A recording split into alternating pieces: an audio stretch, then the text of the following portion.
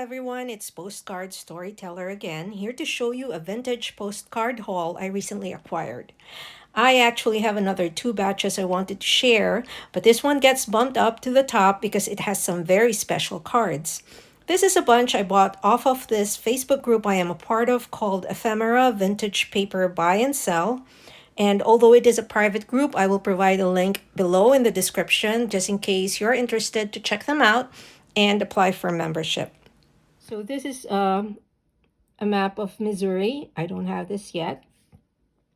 I also got this Greetings from Tennessee, unposted, and I don't have it. And you can see that this is like the older postcards which had this cutout background. Here's another map of Georgia, and the beauty of this one is it's actually a linen postcard. So these are the things that will help you date it: the material, the size, and of course the views around it. Here's another one.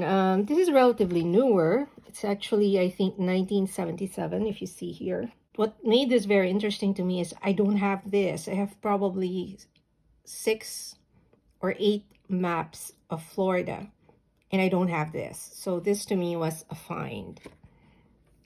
And of course, there were lighthouses. When I see a lighthouse, I always click sold. So this one is of the Key West Lighthouse in Florida. So I like getting the older postcards and then comparing them with the newer ones. Sometimes there's such a big change. One of the other postcards I will share in a different video shows a lighthouse that now is practically just half of what it used to be.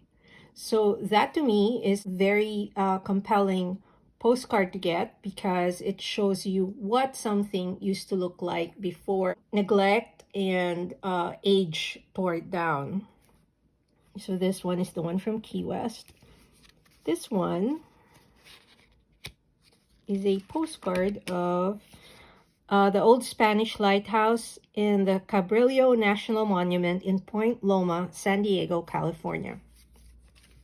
I actually did a double take on this one, and then I realized they were 2 different postcards.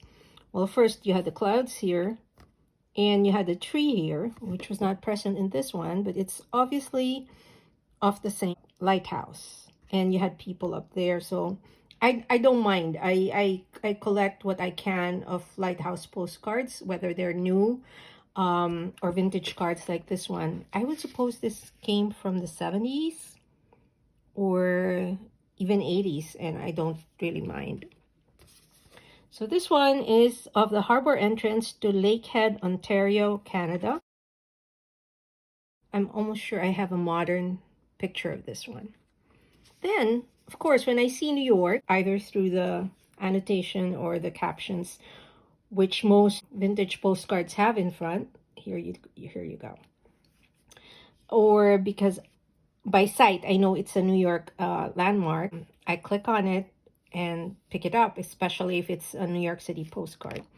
So this one is of the St. Moritz on the Park on 50 Central Park South, New York. I have to find out which hotel in modern day New York City this is now. So one project I want to undertake in the future is to actually take the old postcard and then take a picture of it in front of the current building and see if that's the same building or if it's been torn down and it's totally something else. This one I'm rather familiar with. It's the Library of Columbia University, New York City. It's a little banged up, but this is obviously very, very old. Grant's Tomb in New York City. What I like about this one is it has the publisher here. Usually Roth and Langley, New York. It's at the back. This is postmarked 1911. Here's another similar postcard, I would think same time frame. Soldiers and Sailors Arch in Brooklyn, New York. This is unused. So I've also started collecting greetings from large letter postcards, and I think I have around 10 or 12 now. I like the look. It's very vintage. It's Very interesting to me to see how they choose what goes into the letters. Sometimes it's a whole scene divided across the letters, or like this one, it's several portions of several views in Kentucky that they broke up into the letters of Frankfurt. Frankfurt, not Frankfurt. So this is in Kentucky, and it's another linen postcard.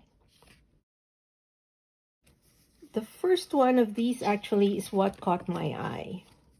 So when I saw this, I knew right away I had to click on it because there was no caption, but who can not see that that's my own volcano, right? So I got that one, and lo and behold, it's actually postmarked 1974 from an American serviceman writing his daughters. So wow, this is a National Bookstore postcard. You can actually see it there. See? You can see how yellowed it is. And even if it's just the 70s, this is special to me because it came from the Philippines. And this one is of the 100 Islands. It was postmarked September 4, 1974, over there. And again, addressed to his daughters. It's of the 100 Islands, which I have very fond memories of. And of course, when I saw this, I didn't have to ask the seller what the caption was because I knew this was one of our native dances. And true enough, it says here, Malaguena, a Spanish dance which was a favorite pastime of the old folks of Barrio Santissimo in Santa Maria in San Pablo, Laguna. Wow, I didn't even know that. So, the biggest find for me actually were these two last postcards. This one, I was able to enlarge the caption, so I was able to confirm it was from the Philippines. It says, Vinta on the Rio Grande Island of Mindanao, Philippines. It's a Philippine postcard, and it was actually posted from Tacloban in 1909. So it's somebody who was writing his sister and says, Dear sister, how would you like to take a boat ride in a craft like this? Makes a nice home, don't it? I'm writing to you and father in a day or two, Brother Dolph. So this was sent to Wisconsin, USA. When I saw the Santa Cruz Church, the Manila, it's like, how lucky can I get? It's a little banged up. As you can see, the edges here are a little, eaten into. It says February 2, 1908. Dear sister, got here this morning, leave tonight at 12 midnight, am well and feeling fine. Glad to get ashore if only for 4 hours. Be at destination Thursday noon. Dolph. So it's the same person. And the caption here says, Kemline and Johnson, Manila, Philippine Islands, Manila, PI. So it's of the Santa Cruz Church. This is something that exists today. I just love the artistic rendition. It's not a photograph. It was an artistic rendition. At the back, the cancellation was very clear and the postmark was very clear, which makes this very special indeed. Tacloban, February 11, 9 a.m., 1908. Tacloban Leyte, PI, or Philippine Islands as we used to be known, right? And you have here a 2-cent Jose Rizal stamp.